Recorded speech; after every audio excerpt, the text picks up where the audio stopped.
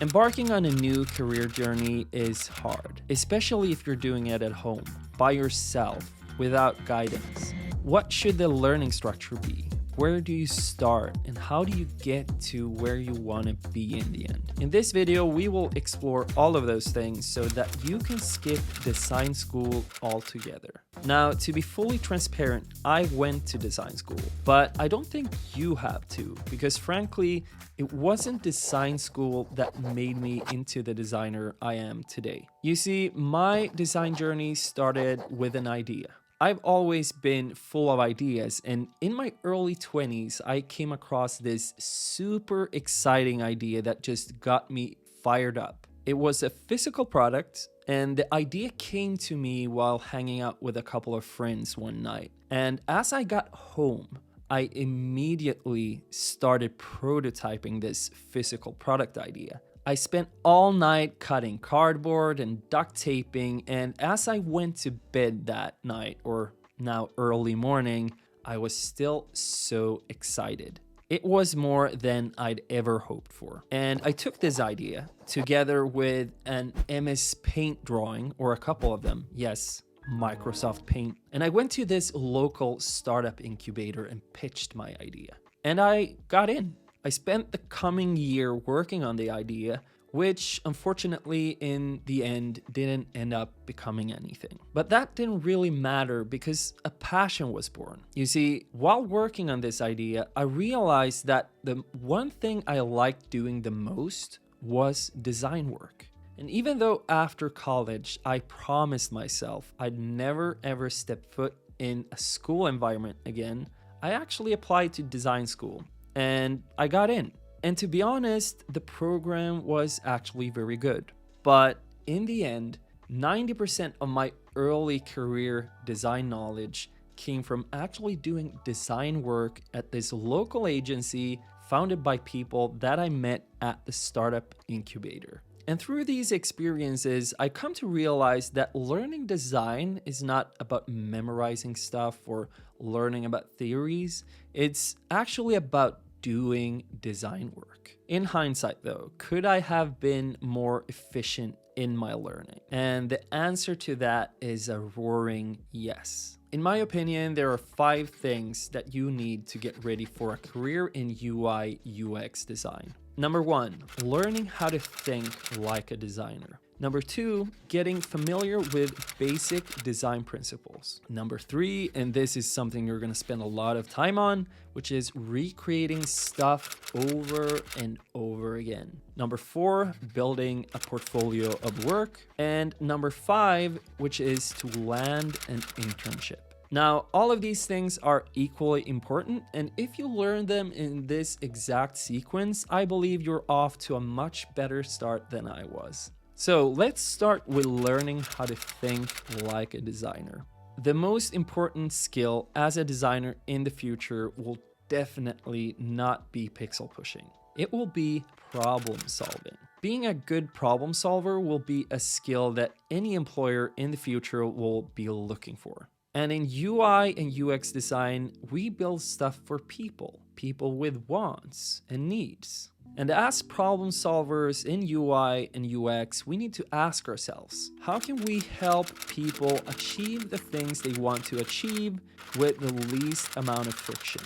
Let me give you an example. Here's a case study from when Uber launched their e-scooters back in 2018. The designer started by growing an understanding for what users actually want and need. He was making sure that they were solving the right problem. Now, if we're not solving the right problem, there's a high likelihood that the experience for the user will take a severe hit. So if we take the Uber case as an example, the problems of an e-bike rider might not be the same as that of an e-scooter rider. So in this case, the solution we design has to differ between these two types of users. So what would be the action point here?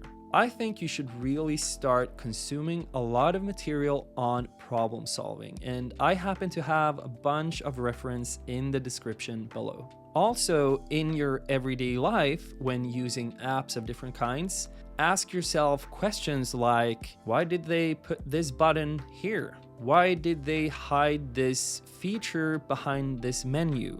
Why are they not showing the IMDb score? Over to number 2, getting familiar with basic design principles. This one I neglected a lot. You see, I was pretty good at memorizing stuff for exams at design school. What I didn't do was make an effort to understand them, which meant that the information just a week after the exam would probably just not be there anymore. So my tip would be to gain a real understanding for this stuff. Why do things work? Why don't they work? Really get into these basic design principles and learn them. For example, if I had known that the max width of a paragraph shouldn't exceed 50 to 75 characters, then I wouldn't have tried to really squeeze this long paragraph into my design layout. Instead, I would just take a step back and then base everything on these proven principles. The third point is about recreating stuff over and over again. Copying and stealing is the best way for you to learn design. Diving into websites you like and learning what font sizes are used, how much spacing is used between elements, the contrast in size between elements. Dissecting and reverse engineering like this will make you realize that there is actually a method to this design madness, and patterns will start to emerge. And I'd really recommend combining this copying and stealing with learning the actual design software. And I'm using Figma as mine. So when you run into an issue like, how do I achieve this masking effect on this website? Then you can just search on YouTube, watch a tutorial, and then get back to work with that new skill in your pocket. Oh, and a shameless plug here.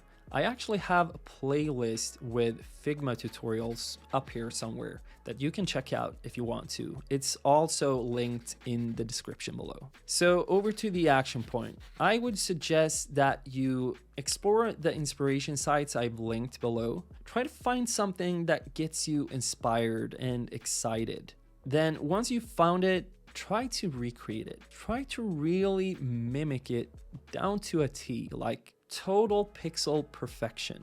And then try to find the commonalities and patterns used to achieve those designs. Soon you'll realize that you can reuse these patterns and commonalities when actually creating your own things in the future. Which brings us to number 4, building a portfolio. So now it's time to create your own designs, but it doesn't have to be 100% your own. You could take a service that you use daily, but I would suggest taking something that has obvious design flaws, something that you can actually fix very easily, or at least something that has an evident fix of some sort. For example, even though Netflix, like any other company, has its own design flaws, maybe it's easier to choose a local restaurant's website because it will be less of a minefield there. You will find a lot more design flaws, and who knows, in the end, that might even be your first paid design gig. Also, an important note here. When you're creating your portfolio, make sure to know what direction you want to go towards. If you really like the visual parts of design, aka UI design, then make that the highlight of your portfolio. If you really like user experience and the problem-solving parts of design, make UX the focus of your portfolio. For example, when it comes to a UX-heavy portfolio, the big sales point you have is your thought process and how you arrive at solutions to problems. The earlier parts of the Uber case study is a very good example of what you would want to highlight in a UX portfolio. Meanwhile, for a UI-heavy portfolio where you want to focus on the visuals, your job is to really highlight those amazing parts of your apps or of your websites that just look terrific. And the later parts of the case study by Uber is a very good example of this. Also, apart from the Uber case study, I've added a couple of examples of UI heavy and UX heavy portfolios that you can check out in the description below. So to the action points then. 1, decide what kind of designer you want to be and get to work. 2, pick a project that inspires you and most importantly, that you will follow through with. Because a half-done project is the same as no project. And the idea here is to build your portfolio. So you want to create at least one thing that you can publish, and then you can add onto your body of work on your website, on your portfolio, whatever it is. It doesn't have to be perfect in the beginning. It doesn't have to be filled with projects. Just get one in there. Now, over to the most critical thing. Make it your mission to get an internship at a place where you have more senior designers. This is essential for a couple of reasons. First, getting feedback on your design work as a new designer is the key. It's the key to explosive growth. So when you're in the position to receive this feedback, embrace it. It's gonna be hard. Like your ego is gonna take a hit. Believe me, my ego has taken many hits in these feedback sessions, but it's all worth it because it makes you grow. It makes you realize the design flaws you have, what you need to work on, and how to get better. Now, as an intern, apart from getting feedback, you will also have the opportunity to build a real portfolio of real projects. This will be the start of your career, and you will now be able to climb the income, the experience, and the skill set ladder by simply staying committed to what you're doing. When you're looking for internships, remember that it doesn't have to be a top agency, a super well-known company, or a hyped startup. I started at a small local agency. A couple of years later, I was actually freelancing for my dream company in Spotify. You will get there if you stay committed, so don't rush it. It will come. As for the action points, well, first off, channel your creativity. How can you make an impression on these people at the jobs or the places where you want to do an internship? One thing you need to keep in mind is that a willingness to do work and a proof of creativity can outweigh a lesser portfolio and less experience in design. So what you want to do is to give them a glimpse of what an asset you could be for them and the company in the future. Disclaimer, none of this is easy, like anything in life.